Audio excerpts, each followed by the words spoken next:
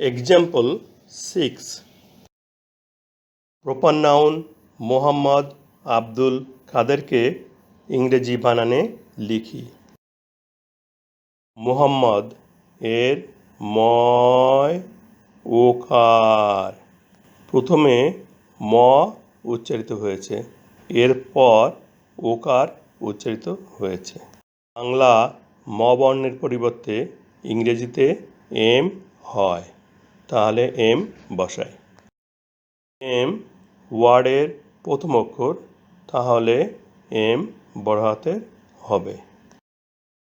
বাংলা ওকারের পরিবর্তে ও হবে, তাহলে ওকারে ও বসাই। হ এর পরিবর্তে এইচ হবে, তাহলে এইচ বসাই। আকারের পরিবর্তে এ হবে, তাহলে এ বসাই। মর পরিবর্তে এম হয়, এখানে দুটো ম আছে, তাহলে দুটো এম বসাই। ব্যঞ্জন বর্ণের পরে আকার, রসিকার, রসুকার, দীর্ঘকার না থাকলে যদি ব্যঞ্জন বর্ণের সাথে অ এর উচ্চারণ হয়, তাহলে একটি এ বসবে। এখানে ম সাথে অ উচ্চারিত হয়েছে, এই জন্য অতিরিক্ত একটি এ বসাতে হবে। বাংলা দয়ের পরিবর্তে ডি হয়, তাহলে এখানে দয়ের স্থলে ডি লিখি। আব্দুলের প্রথম অক্ষর আ, বাংলা আয়ের পরিবর্তে ইংরেজিতে এ হয়, তাহলে এ বসাই। প্রপার নাউনে প্রতিটি শব্দের প্রথম অক্ষর ক্যাপিটাল লেটার হয়, এখানে এ দ্বিতীয় শব্দের প্রথম বর্ণ, অতএব উহা ক্যাপিটাল লেটার হবে। বাংলা ব এর পরিবর্তে ইংরেজিতে বি হয়, তাহলে এখানে বি বসাই।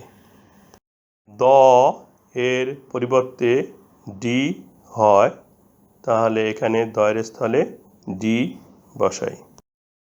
দর সাথে রস্যুকার যুক্ত আছে, রস্যুকারের পরিবর্তে ইউ হয়, তাহলে ইউ বসাই। বাংলা ল এর পরিবর্তে ইংরেজিতে এল হয়, তাহলে লয়ের পরিবর্তে এল বসাই। তৃতীয় শব্দের প্রথম বর্ণ ক, কয়ের পরিবর্তে ইংরেজিতে কে হয়, তাহলে কে বসাই। কে তৃতীয় শব্দের প্রথম বর্ণ, প্রতিটি শব্দের প্রথম অক্ষর বড় হাতের হয়, এই জন্য কে বড় হাতের হবে। আকারের পরিবর্তে এ বসে, তাহলে এখানে এ বসাই।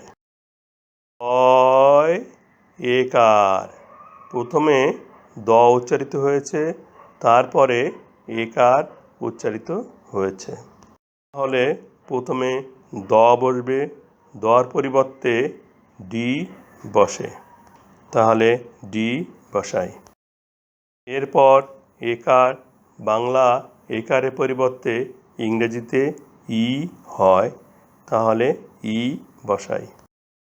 বাংলা র বর্ণের পরিবর্তে ইংরেজিতে আর হয়, তাহলে রর পরিবর্তে আর বসাই। ব্যঞ্জন বর্ণের পরে আকার, রসিকার, রসুকার, দীর্ঘকার না থাকলে যদি ব্যঞ্জন বর্ণের সাথে অ এর উচ্চারণ হয়, তাহলে একটি এ বসবে।